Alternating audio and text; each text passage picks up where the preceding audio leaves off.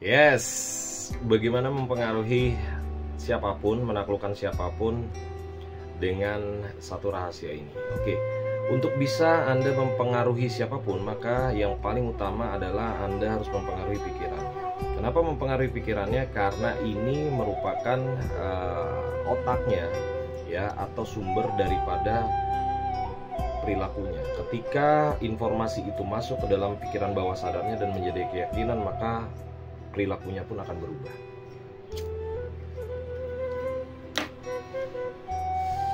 Tentunya yang disukai dari gendam bagi saya ini adalah karena dia sifatnya sangat cepat, dia sangat praktis, dan uniknya Anda bisa setting waktunya itu kapan. Jadi Anda bisa setting waktunya mau sebentar atau mau lama, atau bahkan misalkan mau permanen kalau misalnya Anda menggunakan sebuah terapi, ya.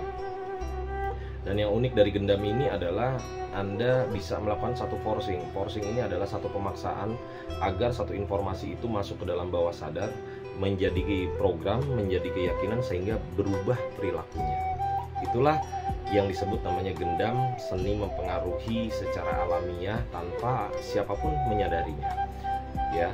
Dan ciri khasnya dari gendamnya lagi yaitu adalah tidak dalam kondisi yang seperti tidur. Seperti kayak hipnotis itu kan kayak seperti tidur gitu, ya. Jadi seperti kayak orang ngobrol biasa, tiba-tiba perilakunya berubah. Seperti orang ngobrol biasa, tiba-tiba dia nurut kepada Anda, dia tunduk kepada Anda. Itulah yang saya sukai dari gendam.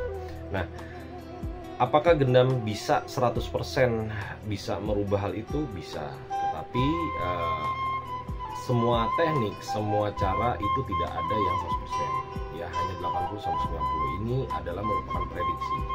Nah, dengan Anda mengetahui teknik gendam, otomatis Anda nanti mengetahui pola daripada sistem berpikir.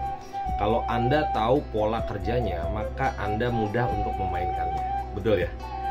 Sama seperti satu permainan, Anda tahu nih cara aturannya seperti apa yang boleh, apa yang tidak, dan sebagainya, sehingga nanti Anda memainkan hal itu lebih mudah, lebih paham, dan bagaimana Anda bisa memenangkan permainan, bagaimana Anda bisa memenangkan negosiasi, bagaimana Anda bisa menarik customer, bagaimana Anda bisa memikat calon kekasih Anda atau calon pasangan Anda, dan sebagainya.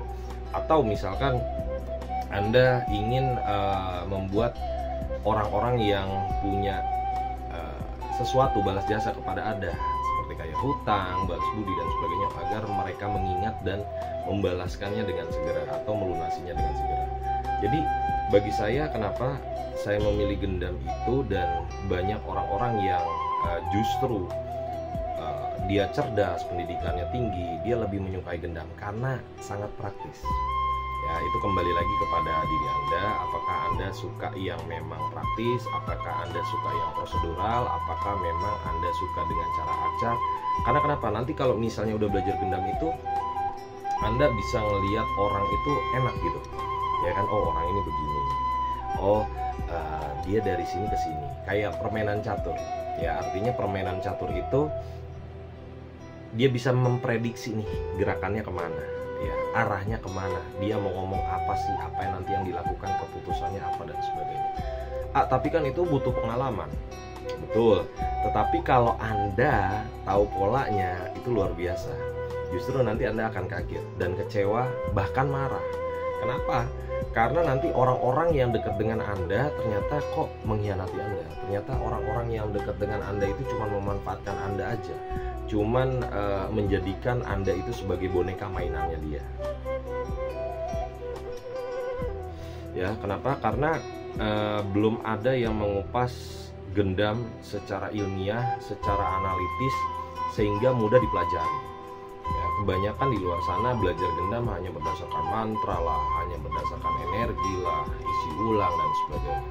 Dan ini perlu Anda waspadai. Karena kenapa? Karena sebuah ilmu ketika sudah melekat kepada Anda itu akan permanen.